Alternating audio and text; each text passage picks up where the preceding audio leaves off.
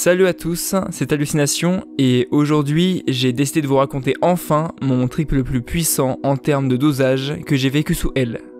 Un voyage surprenant où j'ai été le DJ d'une bonne centaine de plantes carnivores dans un champ et où j'y ai même rencontré un arbre qui paraissait malveillant qui finalement est devenu mon ami. J'ai vécu ce trip un mois après ma première fois au L, un trip déjà présent depuis plus d'1 an en vidéo sur ma chaîne. C'est un voyage colossal qui m'a fait vivre de nombreuses choses aussi mystiques que nouvelles soient-elles en très peu de temps. Un épisode que je vous invite grandement à aller voir si vous souhaitez davantage comprendre celui-ci. Pour ce trip, comme dans celui de ma première fois au L, j'ai été accompagné de mon ami Mathis. Nous avons pris les mêmes dosages et avons vécu l'intégralité du trip ensemble, partageant ainsi des moments inoubliables ancrés dans le temps. Mathis, à ce moment-là, avait déjà vécu de nombreuses expériences psychédéliques au cours de sa vie, comparé à moi qui n'avais qu'une expérience au L. Mais rappelez-vous qu'avec les psychédéliques, que l'on soit expérimenté ou non, tout peut arriver. Les substances ne sont jamais à sous-estimer. Dans cette vidéo, comme vous l'avez peut-être déjà remarqué, je vais dire L ou acide au lieu du nom complet à 3 lettres de la molécule, pour ne pas me faire repérer par le bot YouTube. Je t'invite à faire de même en commentaire. Bon, j'espère que vous êtes confortablement installés et que vous avez du temps devant vous, car je vais devoir vous raconter un trip qui a duré un total de 14 heures.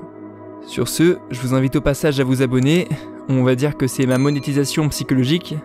Maintenant, souhaitez-moi bonne chance, et bonne vidéo.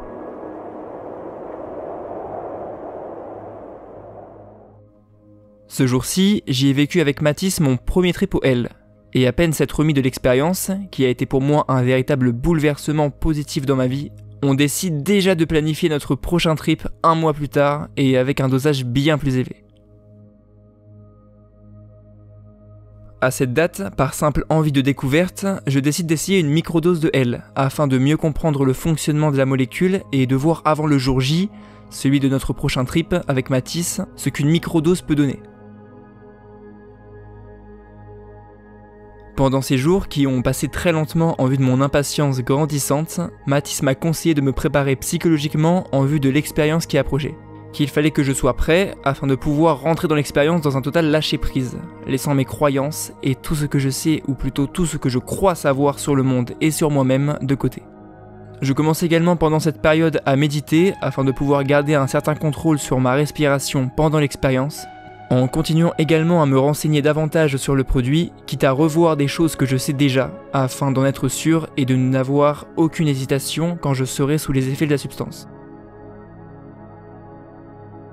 21 octobre, le jour J est enfin arrivé. On est super content de se retrouver. Actuellement on marche dans une grande ville près de chez moi en attendant le train pour se rendre à mon appart.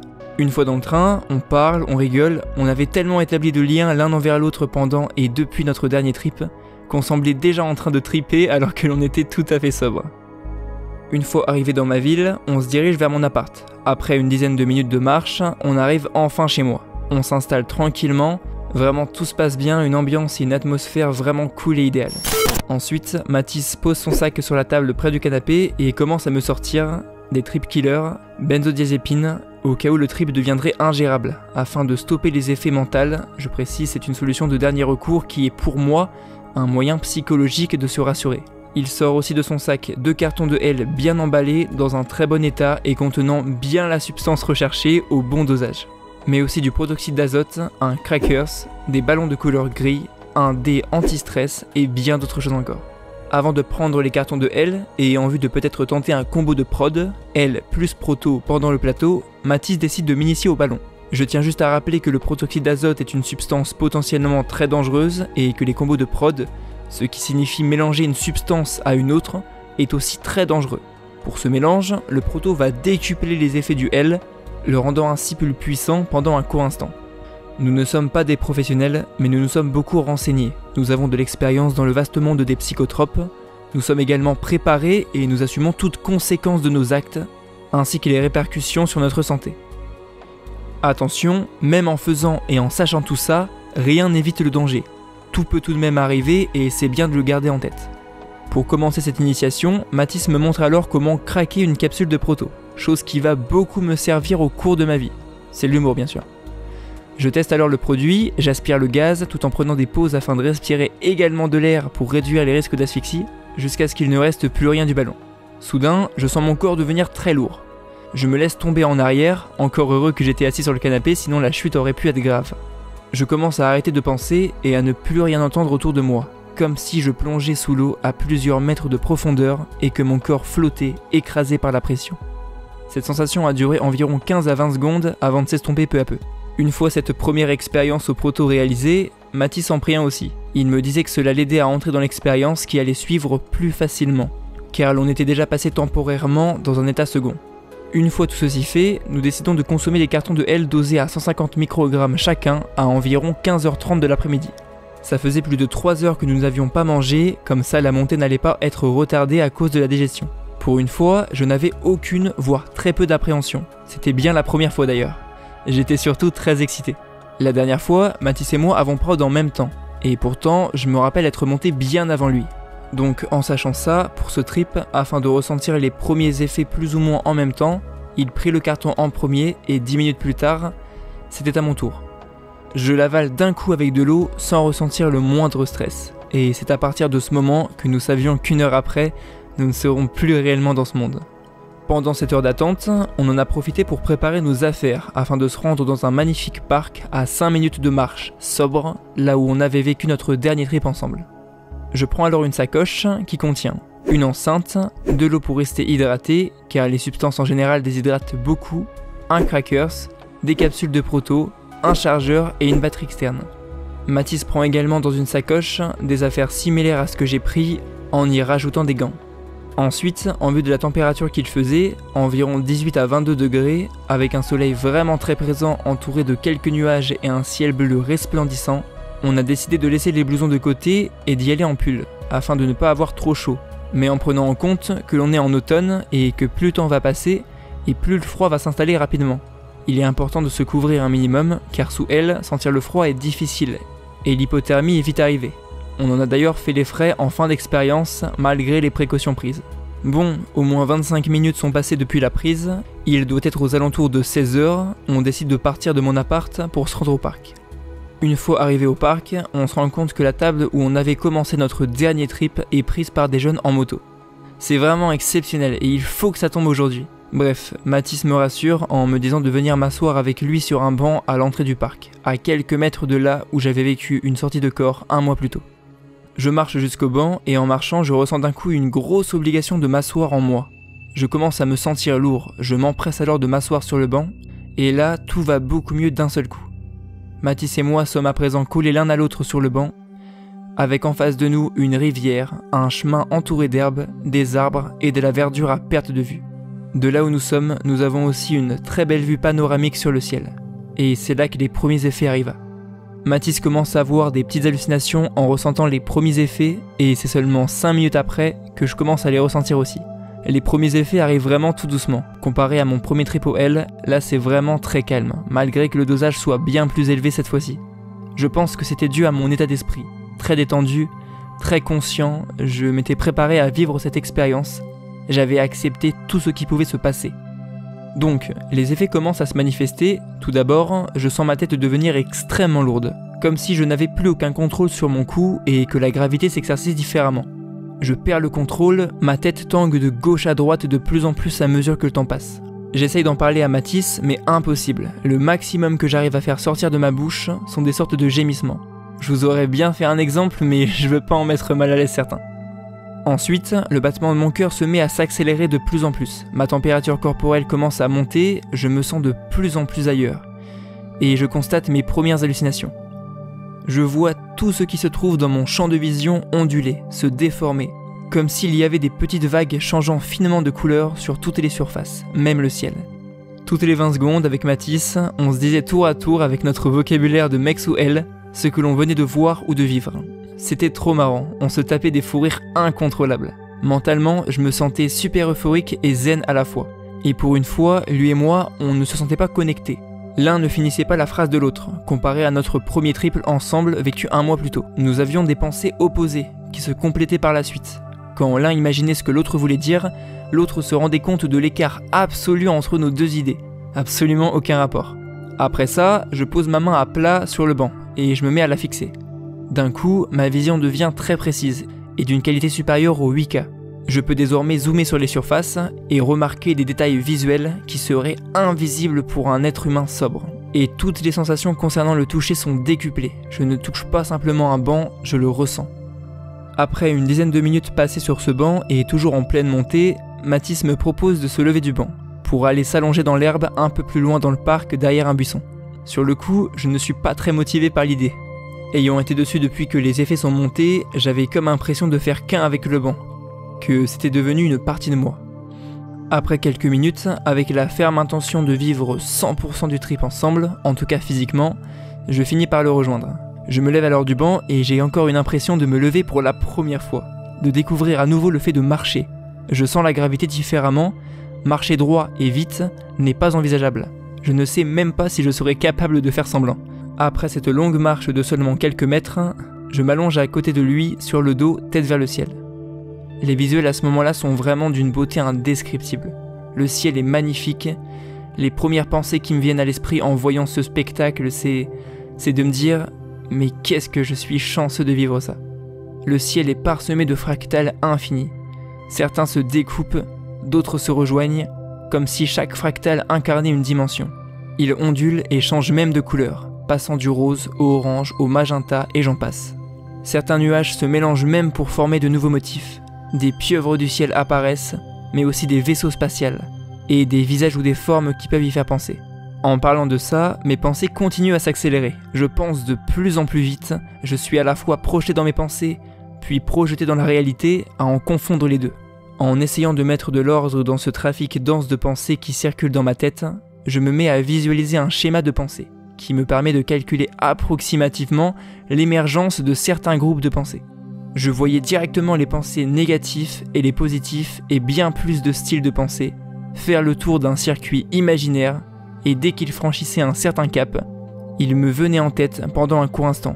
Puis en quelques millisecondes, ils repartaient dans le circuit imaginaire pour refaire un tour et c'est les pensées qui les suivaient qui m'arrivaient en tête. Jusqu'à que quelques minutes plus tard, je repense à ce que j'avais déjà pensé quelques minutes plus tôt en me rappelant ou non si j'y avais déjà pensé auparavant. J'avais peut-être imaginé le schéma d'une boucle temporelle. À un moment, je me demande ce que Mathis fait, s'il va bien. Je regarde et il était en train de chercher dans l'herbe un potentiel champignon hallucinogène psilocybe. À un moment, il en trouve un, et malgré les hallucinations assez impressionnantes et divagantes que l'on avait à ce moment-là, il était sûr d'en avoir trouvé un. Après quelques secondes passées à le regarder, et malgré mes mises en garde sur le fait que l'on est assez ailleurs pour confondre un psylo avec un champignon de Paris, Mathis décide de le manger. À ce moment-là, j'ai peur pour lui, mais il me rassure en me disant qu'il est sûr de lui, que c'est bien un champignon psilocybe et que tout va bien se passer. Ce qui ne me rassure mais pas du tout.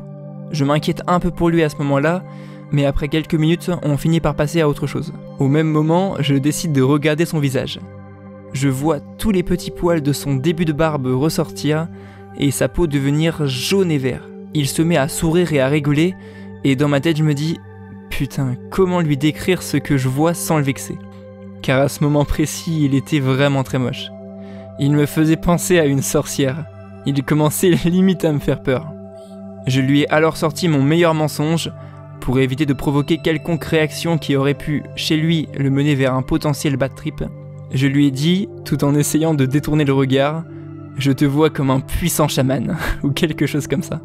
Bon, à peine une dizaine de minutes sont passées et je n'ai aucun souvenir d'un quelconque Mathis ayant mangé un champignon. On décide de se lever pour aller marcher afin de se rendre à un autre spot. Avant de me lever, je décide d'essayer une respiration lente et profonde, pour voir si je peux y arriver. J'essaye alors, mais impossible. Mon cœur battait tellement vite, ma respiration était profonde mais d'une rapidité sans pareille. J'arrivais à remplir mes poumons entièrement d'oxygène, puis à les vider entièrement en soufflant d'une puissance telle que je n'ai jamais réussi à le reproduire après. Dites-vous que le cycle de la respiration à ce moment-là durait même pas une seconde, que c'était hors de mon contrôle. Toujours en train de subir cette sorte de tachycardie, malgré tout très euphorique, j'essaye de me lever, mais je me sens comme ancré dans le sol. La gravité est d'une puissance incontestable, j'ai l'impression de m'enfoncer de plus en plus dans le sol, mais il faut que je me lève. Alors je prends mon courage avec le plus de mains que j'ai à disposition, et avec beaucoup de volonté, me voilà debout. Une fois debout, avec Mathis, on se met à marcher vers une petite forêt dans le parc qui mène à une des principales entrées débouchant sur la route. On passe par un pont, je me mets à regarder le bois abîmé du pont et tous les visuels se mettent à changer de style, devenant très colorés et surtout très cartoon. Comme si un pack de textures s'était rajouté, me permettant de voir les choses qui m'entourent une nouvelle fois différemment. Donc, en marchant, et une fois avoir atteint la sortie du parc, avant de franchir la sorte de chambranle en pierre, on se met à se raconter mutuellement tout ce que l'on venait de vivre, en explosant de rire, mais d'une façon où j'ai vraiment cru que j'allais mourir, tellement le fou rire était long et puissant. Je commençais à ressentir une fine douleur au niveau des joues et de la mâchoire, accompagnée de crampes à force de rigoler. Le pire, c'est que l'on s'était filmé le passage de nous, marchant dans la forêt, inventant des concepts sur des choses diverses et variées, racontant n'importe quoi avec des mots qui ne sont apparemment pas présents dans le dictionnaire, et réécouter cette vidéo nous faisait repartir dans un fou rire ingérable. Sur le rec, je voyais ma tête passer de celle d'un être humain à celle d'un castor. À présent, on se retrouve donc sur une route avec une forte affluence, avec l'intention de sortir de la ville. Je me sentais grave responsable, j'avais tellement peur que mon ami se fasse écraser ou percuter par un véhicule, dû à son manque d'attention, mais aussi au manque de visibilité et à la conséquente dose de haine ingérée.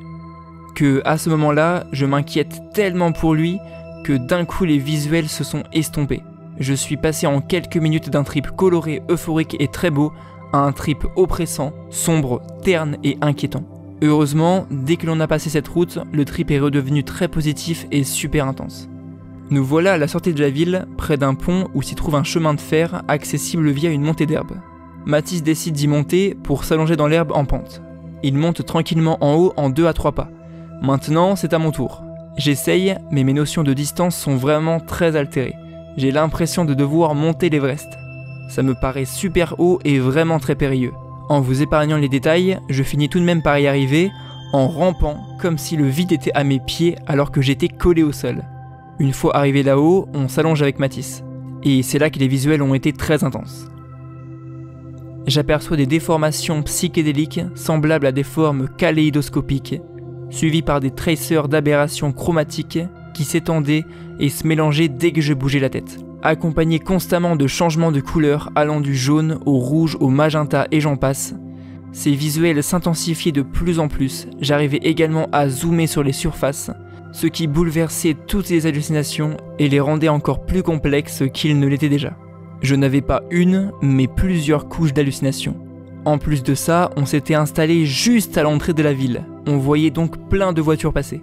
Ce qui fait que je voyais les tracings des voitures qui arrivaient à toute vitesse. Dites-vous que même 10 secondes après que les voitures étaient passées, je voyais toujours leur traîner. Mais également, tout ce trafic routier m'apportait un peu de peur. Peur que quelqu'un me reconnaisse. Mais bon, finalement, personne ne s'est arrêté. Ce moment a été d'une euphorie rare, je dirais même orgasmique.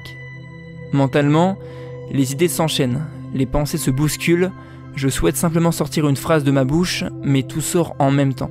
J'ai envie de parler de ça, puis d'un coup de ça et de ça, j'en perds moi-même le fil, cela me vexe de plus en plus. Je me pose constamment la question, mais qu'est-ce que Mathis pense de moi à ce moment-là? Ce que je dis est incompréhensible, je parle à une vitesse folle. En plus de ça, pour faire court, j'ai un petit problème du langage, qui est déjà bien présent en temps normal, mais qui là devient ingérable. Ça ne s'entend pas en vidéo car je peux refaire 45 fois la même prise. Bon, ensuite, on décide de partir de ce spot pour continuer notre chemin à la recherche d'un coin sympa hors de la ville. On marche sur un petit sentier sympa en regardant à gauche, à droite, où est-ce que l'on pourrait s'installer. Côté route, on remarque l'entrée d'un champ qui décerne un coucher de soleil vraiment exceptionnel. On comprend à ce moment-là que c'est ici que nous allons aller pour nous y installer, malgré les quelques habitations à côté. On traverse la route rapidement avant d'arriver dans ce champ. Une fois sur place, on s'installe tranquillement. On était parti entre-temps chercher nos blousons afin d'éviter une potentielle hypothermie et également pour s'assurer un meilleur confort, car le champ avait l'air d'être assez sec et l'herbe y était assez haute. On dispose à présent d'une vue imprenable sur les plaines de la campagne, avec un beau coucher de soleil. À vrai dire que l'on n'est pas prêt de bouger d'ici. On a dû y passer 3 heures allongés dans ce champ. Durant ce temps, on s'est filmé en oubliant toutes les 30 secondes que l'on était en train de le faire. Dites-vous qu'à la base, on se filmait pour pouvoir parler avec le nous du passé dans le futur. Mathis disait en rigolant que c'était pour se foutre de notre gueule dans le futur, Puis on s'est retrouvés le soir même avec plein de vidéos de nous, avec quelques souvenirs de les avoir prises. Pendant un moment, on se lance une vidéo de Joyka, qui se nomme « C'est quoi ce bordel ?», une vidéo qui résumait bien notre situation actuelle. Il fait quoi là? Il est en train de faire quoi là? C'est bon les amis de YouTube, vous atteignez le point Nemo de cette plateforme. Déjà la tarte au porc, c'est non, d'une part de tarte au porc. On était tellement perchés que l'on n'a rien compris de la vidéo. Par contre, je n'ai jamais eu autant de fou rire de ma vie qu'à cet instant. Que ce soit la nouvelle intro de Joyka à ce moment-là, qui m'a bouleversé et tellement surpris, ou les blagues improvisées dans celle-ci. C'était vraiment trop marrant. La vidéo suit son cours, elle n'est toujours pas terminée, mais Mathis rencontre l'envie d'aller pisser. Il part à la recherche d'un mur pour s'y caler et faire son affaire. Finalement, il s'est caché de moi, mais il était juste devant la route, sans même s'en rendre compte. Ça m'a fait tellement rire, en plus une voiture avec les pleins phares bien allumés passe au même moment, éclairant Mathis, lui prouvant à lui-même qu'il s'était installé juste devant la route. Je crois même encore avoir la vidéo. D'un coup, la musique Gank Résurrection se lance. J'ai directement pensé au TikTok du Nokia indestructible qui tournait sur les réseaux. À ce moment-là, je prends mon tel en main, je le pointe vers le ciel, j'imagine 2 marteaux géants frapper mon téléphone au moment du drop de la musique. Dans ma tête, j'étais un nain dans les montagnes qui forgeait l'anneau. Avec la plupart des psychédéliques, quand je regarde le sol végétal, j'y perçois toujours des plantes carnivores, enfin, des choses qui me font penser à des plantes carnivores, tout dépend de mon interprétation, mais aussi des cactus, des épines et des ronces. J'en informe Mathis, qui se met à avoir peur pour moi. Il pense que je bade alors que pas du tout. J'aperçois les plantes danser, réagir à la musique, je me mets en tête que je suis leur DJ et qu'ils sont venus là pour me voir. J'ai donc un public super chaud tout autour de moi et même sous mes pieds.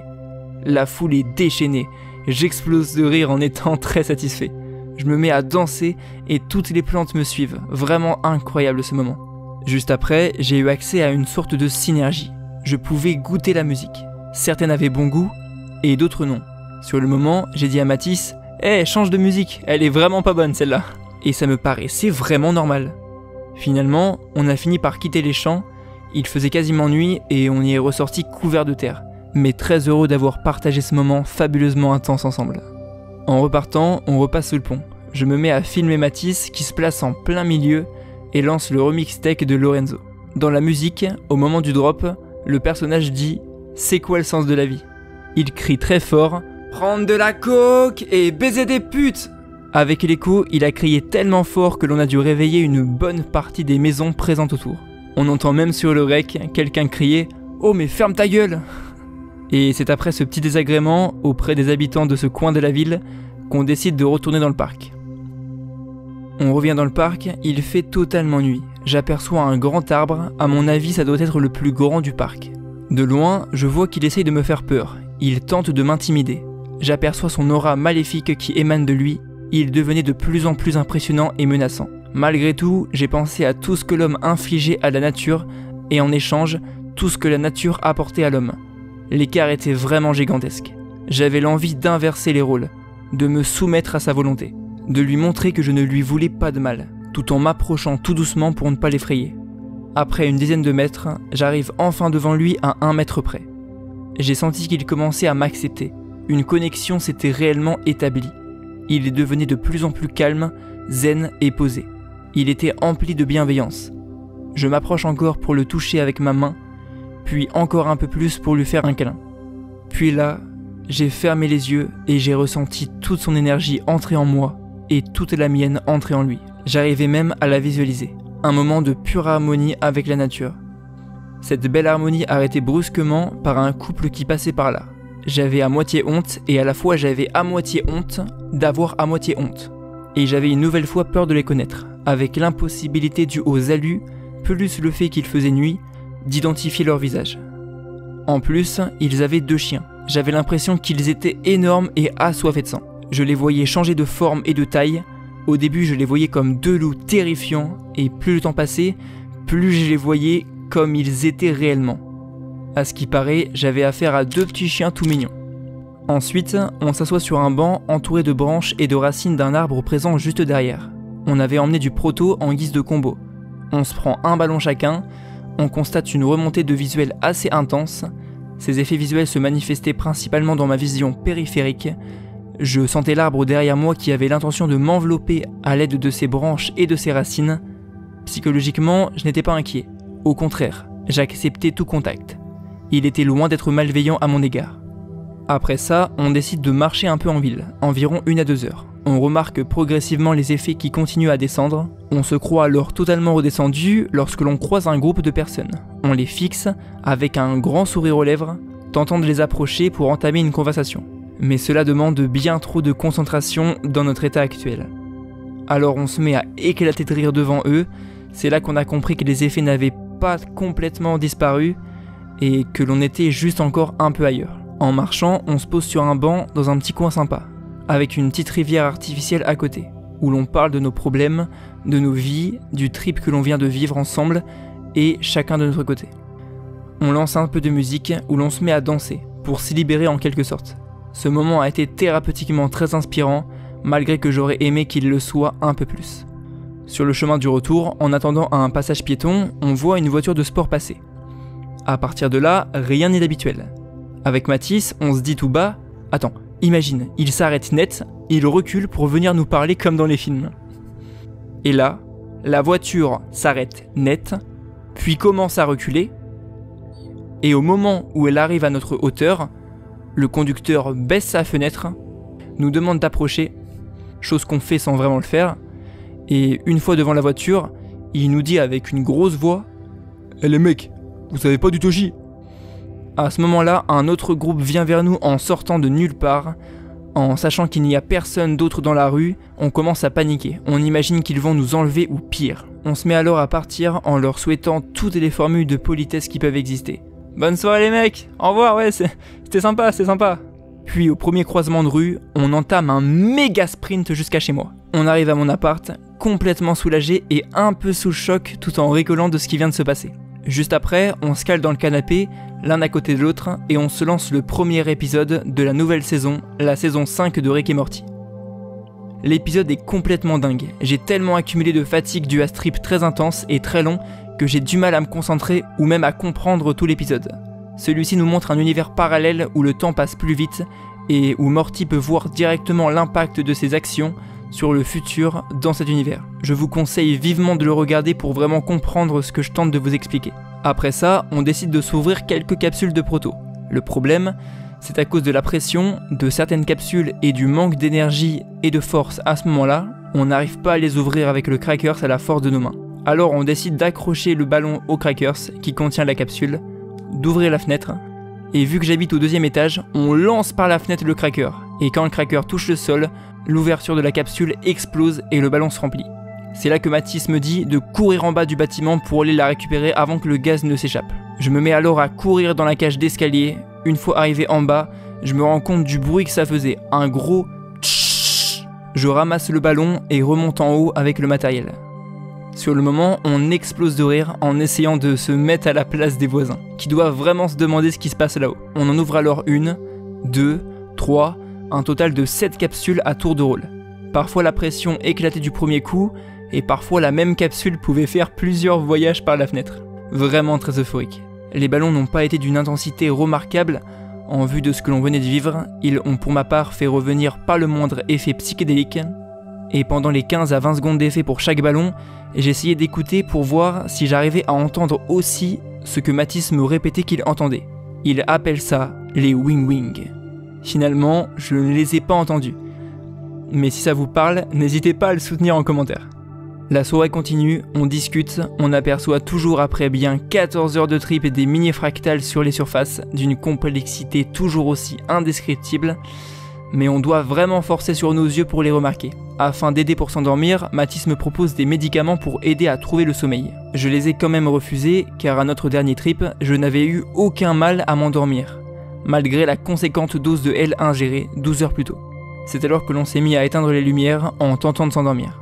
Le matin, je me réveille, enfin non, je m'étais simplement pas endormi du tout. La stimulation mentale que me procure le L que je ressens au niveau des yeux m'avait empêché totalement de fermer l'œil durant la nuit. Mathis, lui, de son côté, a réussi à dormir un peu. Ensuite, pour prendre des forces, on alla chercher à manger.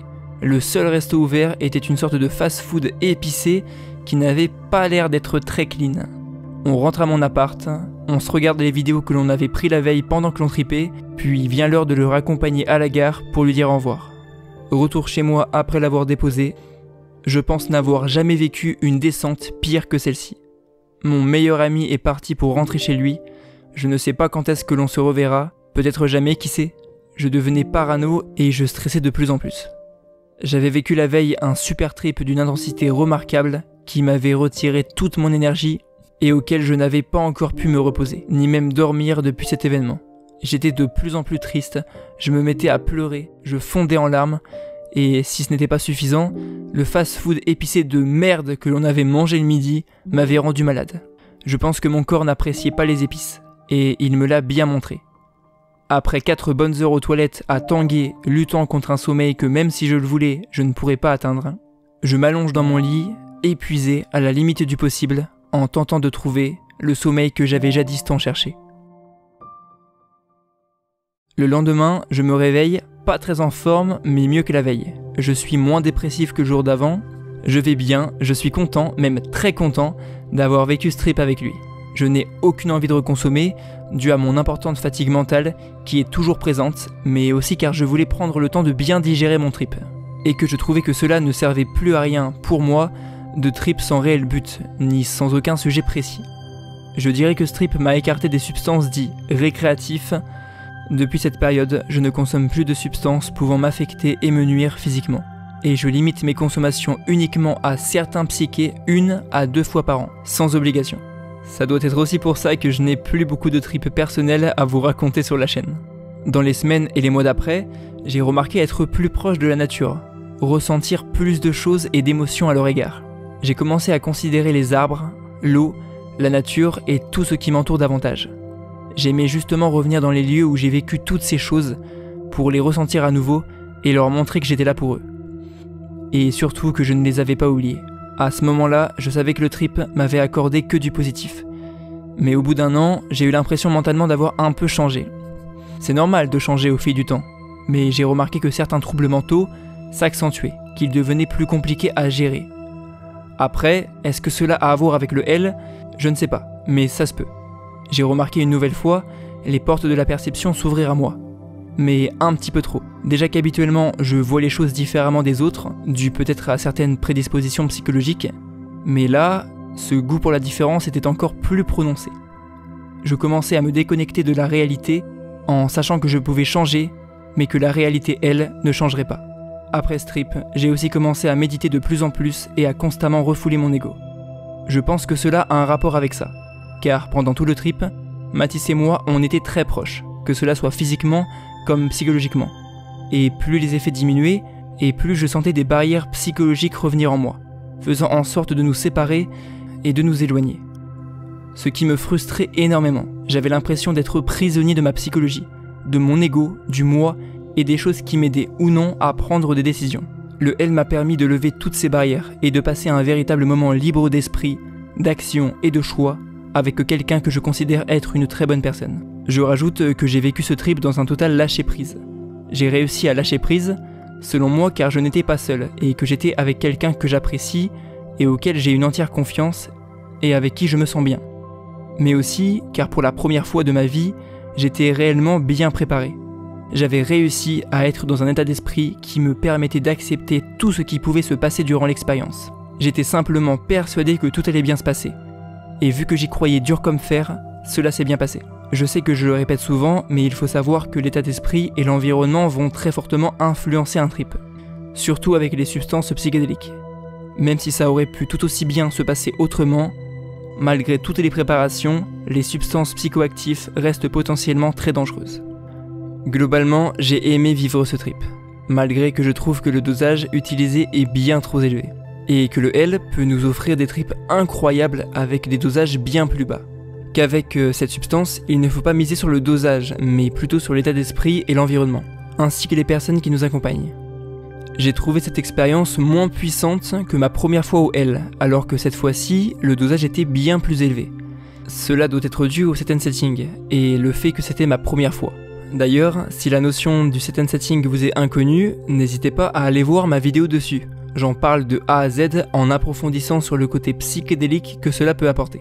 Bref, durant cette expérience, j'ai ressenti de nouveaux effets qui m'étaient alors inconnus. J'ai découvert de nouvelles choses sur moi-même, j'ai compris, j'ai appris et j'ai retenu certaines leçons. Ce trip fait maintenant partie de moi, j'en garde de très bons souvenirs qui s'effacent malheureusement au fil du temps. Rien que de l'écrire m'a fait ressentir beaucoup d'euphorie et beaucoup d'autres émotions. Merci à vous, car c'est comme si que je l'avais vécu une deuxième fois en vous le racontant aujourd'hui. Et grâce à cette vidéo, j'en garderai des souvenirs éternels. Bon, c'est à présent la fin de ce Trip Report. On m'avait demandé un TR assez long, le voici. J'en ai donc profité pour détailler au maximum cette expérience, j'espère que cela vous a plu. Si le L vous intéresse davantage, j'ai glissé quelques vidéos à titre informatif concernant cette substance en description. Et si vous souhaitez étoffer votre répertoire de connaissances dans le milieu des substances psychoactives, vous pouvez rejoindre le serveur Discord de Deltaplan, ainsi que la communauté Psychonautes. Tous les liens sont en description. Je vous invite également à rejoindre l'Instagram officiel de la chaîne si vous voulez échanger avec moi et participer au futur développement de la chaîne. C'est à présent que l'épisode se termine. Je vais essayer dans les semaines et les mois à venir de vous offrir du contenu plus régulièrement. Sur ce, merci à vous d'avoir consacré du temps à ma personne. On a dépassé ensemble les 1000 abonnés et cela me fait d'autant plus plaisir. Merci à vous. C'était Hallucination. Ciao.